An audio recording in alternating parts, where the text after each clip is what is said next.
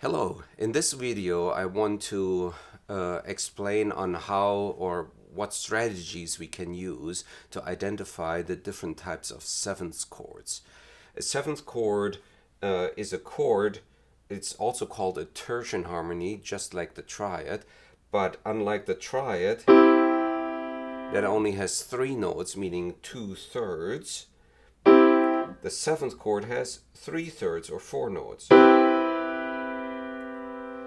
And depending on what the makeup is, which thirds, minor thirds and major thirds, and where they are located, we have different qualities. Now, in common practice music, in most tonal music, since around 1600 through today, in tonal music, we have most commonly 5 different types of seventh chords. And there are two that are built on top of the major triad. So major triad has a major third on the bottom, minor third on the top. Now we can put a major third on top of it, and we call this a major seventh chord. Technically, it's a major seventh chord, a major triad with a major third on top of it, or you can also think of it as a major triad with a major seventh as the frame interval. And again, in this video, we will only look at them in root position, meaning they're always stacked up in thirds, so not inverted. So major seventh chord again. The major seventh chord has a relatively high degree of dissonance, and that is the result of this major seventh, which is a dissonant interval. Right?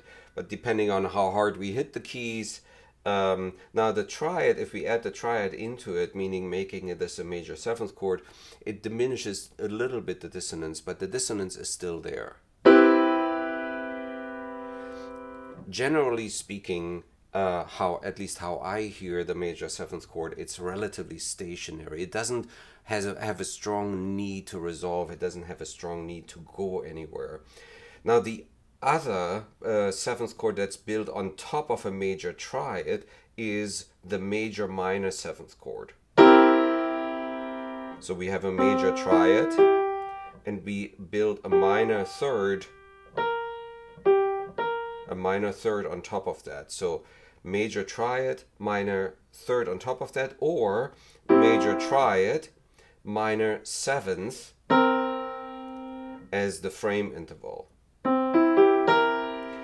We also call it a dominant seventh chord because this one is the one we find frequently built on the dominant scale degree, on the fifth scale degree in major or minor keys. But since we are talking about the chords not in a harmonic context, but as a quality by itself, I will refer to it as a major minor seventh chord. It has a very strong need to resolve. The seventh wants to resolve down.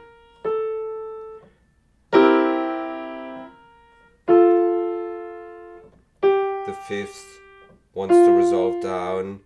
The root wants to resolve up or down. So this chord, the major minor seventh chord, is usually identified correctly because of its very unique and strong need to resolve. If we compare it to the major seventh chord.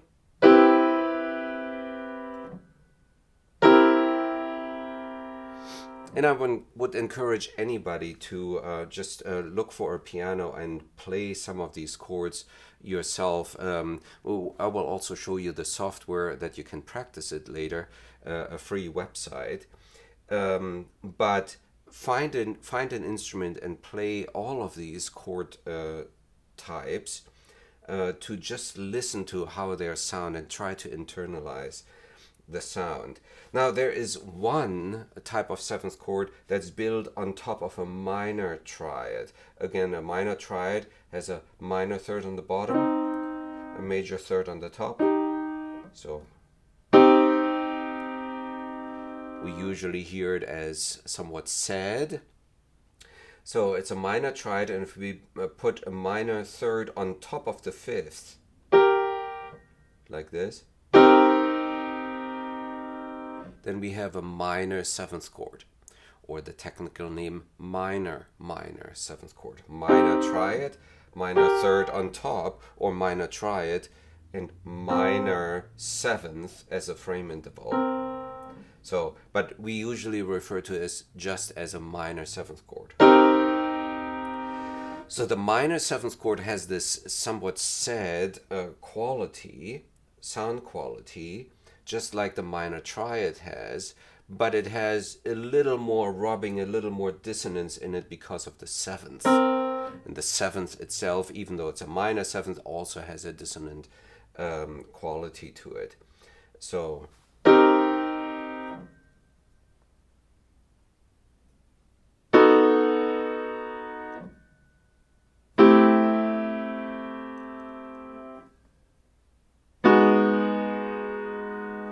all of these are minor seventh chords.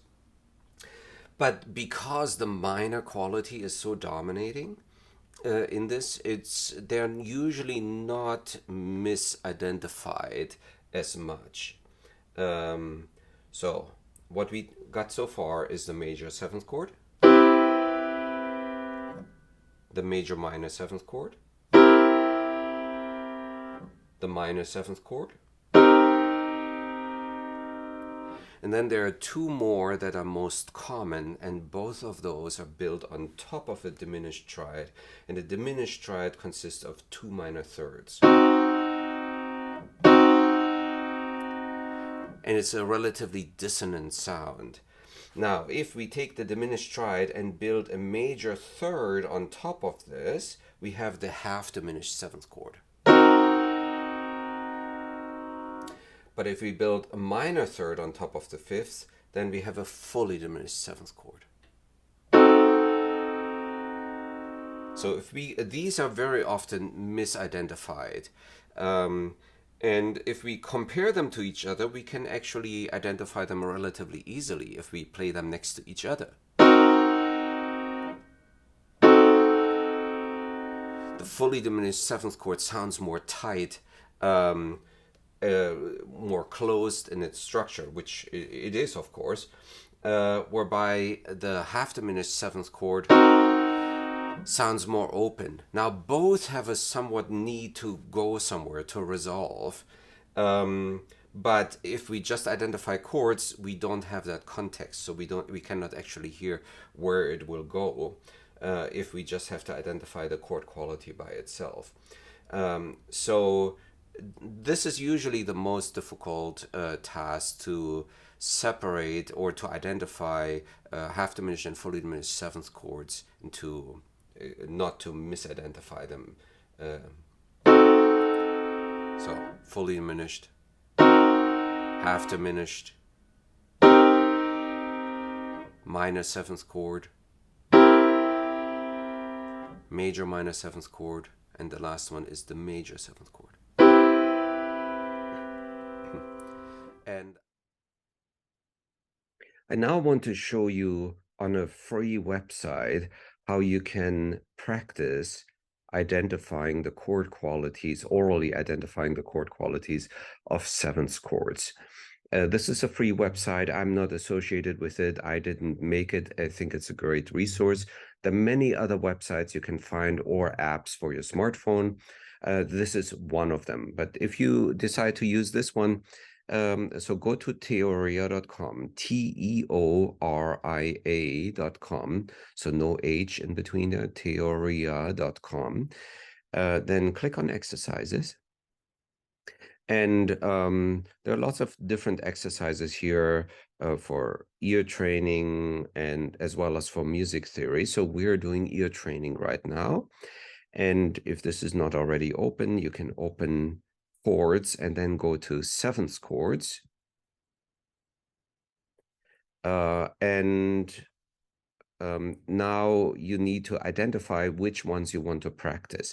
So this is probably, it still remembers how I used the website last time, but you want to make sure you highlight dominant seventh chord, which is a major minor seventh chord, the major seventh chord, the minor seventh chord, the half-diminished seventh chord, and the diminished, or also called the fully diminished seventh chord. So those 5 are the most common types of seventh chords in common practice music. For today, we only talk about identifying them in root position, but later on, when you're a little more advanced in your studies, you can also try to identify them in inversions. You want to use the chord as answer, but you can play around with that, and you definitely want to practice them in treble clef and bass clef. But if you play from another clef, you may also include other clefs here. But most tests have those on either treble clef or bass clef. So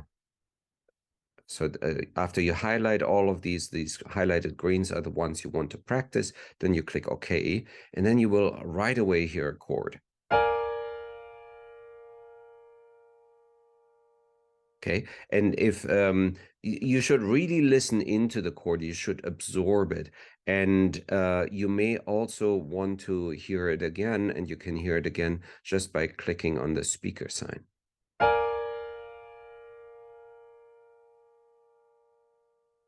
And again.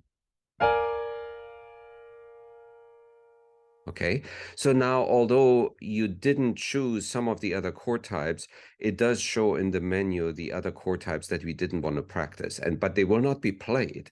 So let's say you decide on something, let's say major seventh chord. Okay, then it may very well be that you misidentified it. Okay, in this case, it's B flat, D, F, A flat, which in fact is a major minor seventh chord, right? But do not just click on next exercise. This is actually a good thing to make mistakes because you can learn from them.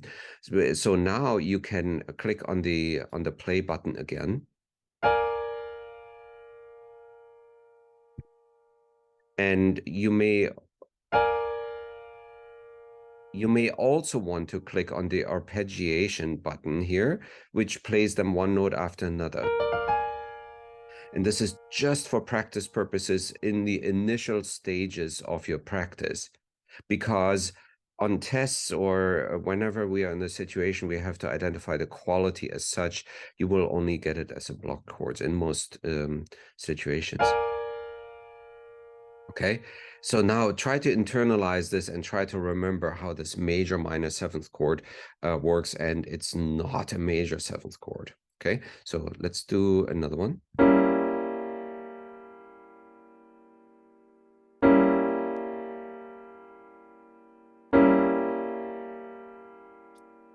Okay, let's choose an answer. Let's say diminished, and it was correct. Okay, but again, don't just move on, but try to internalize it. So now that you know it's you were correct and it's for sure, listen to it a couple more times.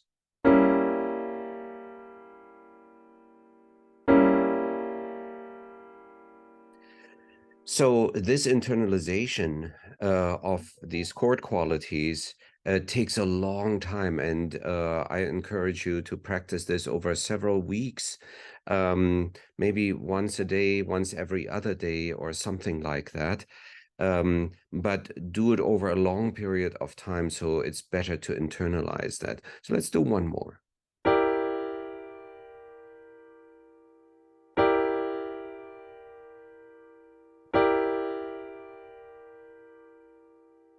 Okay, so this was a half-diminished seventh chord, and you don't have to have perfect pitch for this for practicing this. It doesn't actually matter whether it's E.g. B flat D or starting on a different pitch.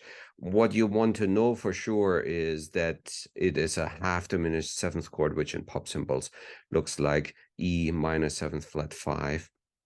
But then again, internalize it by listening to it a few more times.